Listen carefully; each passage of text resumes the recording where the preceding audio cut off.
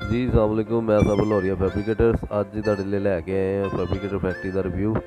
एक पूरा total kitchen है जी, पूरे किचन का रिव्यू तुहानूं दिखा रहे हैं। आओ तुहानूं दिखाने कि असीं की समान बनाया है पूरे किचन का।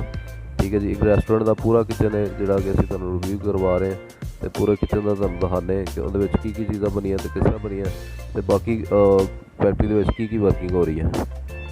ठीक है जी, पहले हॉटलाइन तुहानूं दिखा रहे सारी।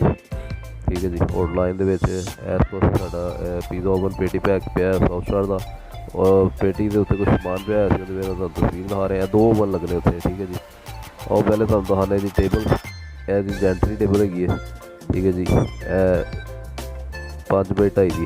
ठीक है जी, यह साडा 3 ट्यूब वाला फ्रायर है। ठीक है जी, तुसीं चैक कर सकते हो।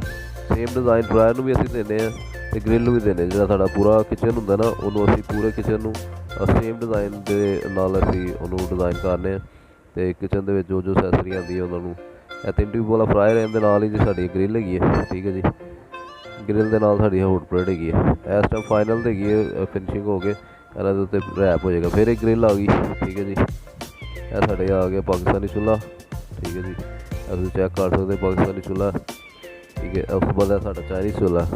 ठीक है जी, 5 बर्नर वाला तो इस तरह साडा जिहड़ा ना यह हॉटलाइन पूरी मुकम्मल हैगी है। ठीक है जी, 6 बर्नर वाला पाकिस्तानी सी। यह आ गई जी साडी पिज़्ज़ा प्रैप, सॉरी अंडर कोटर चिलर। अंडर कोटर चिलर हैगा साडा। ठीक है जी, इहदे थल्ले तुसीं चैक कर सकते पूरा स्टोरेज एरिया इन्हां दा, जो भी उन्होंने अपना समान वगैरह रखना होएगा ठंडक लई तो करेगा।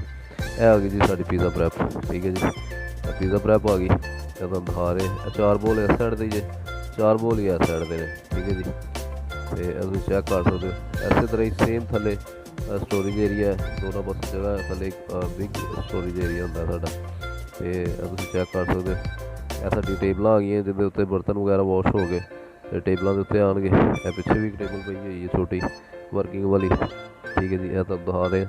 यह साडी जी जिहड़ी बास्केट वाली होंदी है वो टेबल सी।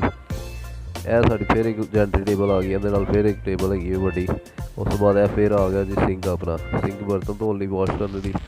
यह साडा प्रोजैक्ट जिहड़ा इस टाइम साडा चल रहा फैक्ट्री दे विच, जिहदे विच एक फूड गार्ड कंटेनर बन रहा है 8 बाई सॉरी हाँ जी 8 बाई 5 का 8 बाई 5 का तैयार हो रहा है। तुसीं चैक कर सकते। बाकी होर भी चीज़ां तैयार हो रही हैं जी। इस तरह मजीद होर भी चीज़ां तैयार हो रही हैं। लाइक सब्सक्राइब करते रहना ताकि नैक्सट वीडियो के विच तुहाडे नाल मिलिए एक नए आइडिया दे नाल। बहुत शुक्रिया जी।